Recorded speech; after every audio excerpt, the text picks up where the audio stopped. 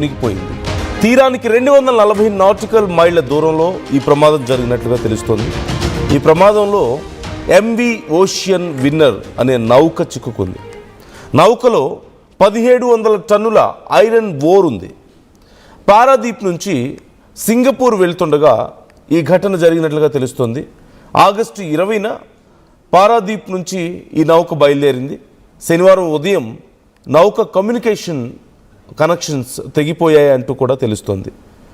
ఈ ప్రమాదంలో ఉన్నాం అంటూ చివరిసారిగా ఒక నౌక సిబ్బంది మేము ప్రమాదంలో ఉన్నాం అంటూ సమాచారం ఇచ్చారు, ఒక అలర్ట్ ఇచ్చారు. ఆ తర్వాత ఒక్కసారిగా సిగ్నల్ లాస్ట్ అయింది. ఇక సర్చ్ చేసుకుంటూ వెళ్తే ఇంత పెద్ద ప్రమాదానికి ఆ షిప్ గురైంది అంటూ తెలిసింది. మొత్తం 24 మంది సిబ్బంది ఆ నౌకలో ఉండిపోయారు. 20 మందికి పైగా చైనా దేశస్తులుగా గుర్తించారు. 3 మయన్మార్, 1 బంగ్లాదేశ్కు చెందినవారు. ఇప్పటికే ఇండియన్ కోస్ట్ గార్డ్, నేవీ బృందాలు రంగంలోకి దిగాయి. ప్రమాద స్థలంలో సహాయక చర్యలు చాలా ముమ్మరంగా జరుగుతూ ఉన్నాయి. నౌకలో ఉన్నటువంటి వారిలో ఇప్పటి వరకు 2 మాత్రమే బృందాలు కాపాడాయి. మరి మిగిలిన వారి కండిషన్ ఏంటి? వాళ్ళు ప్రాణాలతో ఉన్నారా? వాళ్ళలో ఎంతమంది ప్రాణాలతో ఉన్నారు? అసలు ఉంటే ఎక్కడున్నారు? ఒకవేళ ప్రాణాలతో లేకపోతే వాళ్ళ మృతదేహాలను ఎలా వెలికి తీయాలో అర్థం కాని పరిస్థితి. సో ఈ అంశానికి సంబంధించి ఇంకా విచారణ జరుగుతోంది. ఒకసారి మీరు విజువల్స్లో చూడొచ్చు. అక్కడ కరెక్ట్గా మీకు ఎగ్జాక్ట్ ప్లేస్ కనిపిస్తోంది. ఎక్కడైతే ఈ ఇన్సిడెంట్ జరిగిందో దానికి సంబంధించి ఎంవి ఓషియన్ విన్నర్ ఒడిశాలో పారాదీప్ పోర్ట్ నుంచి ఆగస్టు 20 రాత్రి సుమారుగా 10 గంటల 42 నిమిషాలకు స్టార్ట్ అయింది. నౌకలో ఒడిశా నుంచి లోడ్ చేసినటువంటి ఇనుప ఖనిజం ఐరన్ ఓర్ ఉంది. ఇది సింగపూర్కు వెళ్లాల్సి ఉంది. అయితే సుమారుగా 225 మీటర్ల పొడవు ఉన్నటువంటి ఒక పెద్ద పాన్మాక్స్ బల్క్ క్యారియర్ ఇది. ఈ నౌక అరౌండ్ 225 మీటర్స్ లెంత్ ఉంది. ఇది ఇందులో సుమారుగా 72,100 metric tons iron ore fines ఉన్నట్లుగా యాజ్ పర్ సమ్ సోర్సెస్ మనకు తెలుస్తున్నాయి. 72,100 మెట్రిక్ టన్నుల ఐరన్ ఓర్ ఇందులో ఉంది. ఆగస్టు 22 ఉదయం 10 గంటల 48 నిమిషాల సమయంలో, ఆగస్టు 20న రాత్రి 10 గంటల 42 నిమిషాలకు స్టార్ట్ అయింది. ఆగస్టు 22 అంటే ఆఫ్టర్ 2 డేస్ ఉదయం 11 గంటల 48 నిమిషాల సమయంలో maritime rescue coordination centre MRCC Shri Vijayapuram దగ్గరికి కమ్యూనికేషన్ పూర్తిగా తెగిపోయింది. అంటే అక్కడి నుంచి కమ్యూనికేట్ చేస్తూ ఉన్నారు. అక్కడి నుంచి సడన్గా కమ్యూనికేషన్ పూర్తిగా తెగిపోయింది అంటూ తెలుస్తుంది. నౌకకు సంబంధించి ఈ ఏఐఎస్ ట్రాకింగ్ సిగ్నల్ కూడా కనిపించకుండా పోయింది. అంటే అసలు నౌక ఎక్కడుంది, సాధారణ ట్రాకింగ్ సిస్టమ్ అనేది గుర్తించడం అనేది కష్టం అయిపోయింది సడన్గా. సో అప్పటికే అర్థమైపోయింది సిబ్బందికి అసలు ఇది ఏదో జరిగిపోయింది, జరగాల్సిన ఒక పెద్ద ఘోరం జరిగిపోయింది అనేది అర్థమైపోయింది. ఇమ్మీడియట్గా ట్రాక్ చేయడం స్టార్ట్ చేశారు. ఎలాగోలా కనిపెట్టే ప్రయత్నం చేసి తీరా అక్కడికి వెళ్ళేసరికి పూర్తిగా చాలా దారుణం జరిగిపోయింది అంటూ గుర్తించారు. ఇప్పటికే ఎంవి ఓషియన్ విన్నర్ మునిగిపోయింది అంటూ భారత కోస్ట్ గార్డ్ కూడా కన్ఫర్మ్ చేసింది.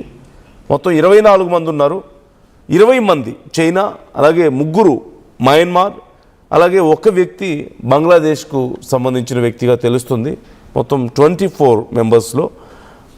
అయితే ఇప్పటికీ 2 లైఫ్ రాఫ్ట్స్ నుంచి సురక్షితంగా కాపాడారు అంటూ తెలుస్తుంది. But what about other 22 persons? ఇప్పటికీ ఈ సమాచారం తెలియడం లేదు. ఇంకా భారీగా సర్చ్ ఆపరేషన్ కొనసాగుతుంది. రెస్క్యూ ఆపరేషన్ చేస్తున్నాం, వీలైనంత త్వరగా కనిపెట్టే ప్రయత్నం చేస్తామని చెప్తున్నారు. బట్ హోప్స్ చాలా తక్కువగా ఉన్నాయి. ఖచ్చితంగా వాళ్ళలో ఒక్కరైనా సరే తిరిగి, ఇప్పుడు 2 కాకుండా రిమైనింగ్ 22 మెంబర్స్లో ఏ ఒక్కరైనా ప్రాణాలతో తిరిగి వస్తారా అనే ప్రశ్న వేస్తే అధికారుల్ని కొంచెం నెగిటివ్ ఆన్సరే వాళ్ళ దగ్గర నుంచి రావడం మనకు కనిపిస్తుంది. అండ్ వాళ్ళ ఒకవేళ చనిపోయి కనుక ఉండుంటే ఆ మృతదేహాలని గుర్తించడం కానీ ఫైండ్ అవుట్ చేసి వెలికి తీయడం కానీ కష్టం అని కూడా చెప్తున్నారు. ఎందుకంటే హండ్రెడ్స్ ఆఫ్ మీటర్స్ డెప్త్ ఉన్న దగ్గర నుంచి ఆ మృతదేహాలు ఎటువైపు వెళ్ళిపోయాయో ఆ ఫ్లోలో ఎంత లోతుకు వెళ్ళి పడ్డాయో వాటిని గుర్తించడం కష్టం. అండ్ టైం గడిచే కొద్దీ అది మరింత కష్టం అవుతూ ఉంటుంది. డీప్ సీలో ఒక్కసారి మృతదేహం లోపలికి వెళ్ళిన తర్వాత it's not really easy to find out without any tracking system. So మనందరికీ తెలిసిందే సిచ్యువేషన్ ఎలా ఉంటుంది అనేది. సో ఇప్పటికే ఎంటీ ఐస్కోప్స్ అనేటువంటి మరో నౌకను కూడా మార్గం మళ్లించారు. ఓషన్ విన్నర్ కోసం వెతికేలా చేశారు ఆ దగ్గరలో ఉన్నటువంటి వేరే నౌకను కూడా. ఆ నౌక 2 లైఫ్ ర్యాఫ్ట్స్లో ఉన్నటువంటి ఇద్దరిని గుర్తించి రక్షించింది అంటూ నివేదికలు చెప్తున్నాయి. సో మిగతా వాళ్ళ పరిస్థితి ఏంటి అనేదే మనకి తెలియాల్సి ఉంది. దీనికి సంబంధించి ఎప్పటికప్పుడు మీకు ఆర్టీవీ డీటెయిల్స్ అందిస్తూ ఉంటుంది. వి ఆల్ నో లైఫ్ ర్యాఫ్ట్స్ అంటే ఈ నౌక ప్రమాదంలో ఉన్నప్పుడు సముద్రంలో కొంతకాలం సురక్షితంగా తేలుతూ ఉండడానికి ఉపయోగించే ఒక చిన్న పడవ. వి ఆల్ ఈ లైఫ్ ర్యాఫ్ట్స్ అనేది మనం విన్నాం చాలాసార్లు. అదిగో అక్కడ మనకు కనిపిస్తున్నాయి కదా చిన్న చిన్న పడవలు. ఒక్కసారిగా అవి క్లోజ్డ్ ఉంటాయి, ఒక చిన్న కవర్ లాగా ఉంటుంది. ఓపెన్ చేస్తే సడన్గా ఎయిర్ ఫిల్ అయిపోయి చిన్న పడవలాగా మారిపోతాయి. So at least for some time వాటిలో సర్వైవ్ అవ్వడానికి అవకాశం ఉంటుంది if weather conditions are normal and విపరీతమైన గాలులు కానీ అలల తీవ్రత కానీ లేకపోతే అట్లీస్ట్ దాని మీద సర్వైవ్ అవ్వడానికి అవకాశం ఉంటుంది. ఒక ఇన్ఫ్లేటబుల్ రాఫ్ట్ ఇది. అండ్ మరోవైపు ఆటోమేటిక్ ఐడెంటిఫికేషన్ సిస్టమ్కి సంబంధించి ఏఐఎస్ ట్రాకింగ్ అనేది మిస్ అయింది. So they don't need to continuously give the details.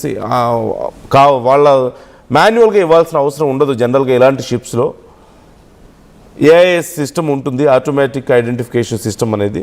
ఇది ఎప్పుడైతే సడన్గా మిస్ అయిందో అప్పుడే ఏదో పెద్ద ప్రమాదం జరిగింది అంటూ వాళ్ళు గమనించారు అంటూ కూడా తెలుస్తుంది.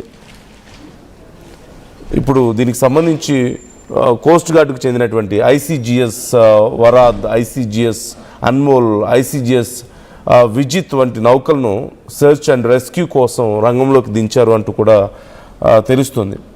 అయితే ఈ నౌక మునిగే ముందు కమ్యూనికేషన్ ఎందుకు తెగిపోయింది, ఏఐఎస్ ఎందుకు ఆగిపోయింది, ఆటోమేటిక్ సిగ్నల్ వ్యవస్థ ఎందుకు ఆగిపోయింది, ఆటోమేటిక్ ఐడెంటిఫికేషన్ సిస్టమ్ అనేది, ఇలాంటి విషయాలకు సంబంధించి కూడా ఇంకా డీటెయిల్స్ రావాల్సి ఉంది. ఖచ్చితంగా సాంకేతిక సమస్య వచ్చి ఉండొచ్చు అనేది తెలుస్తుంది. అయితే అక్కడున్న వాతావరణం కానీ అక్కడ ఉన్నటువంటి సిచ్యువేషన్స్ ఏంటి అనేది ప్రస్తుతానికి పూర్తి స్థాయిలో క్లారిటీ రావాల్సి ఉంది.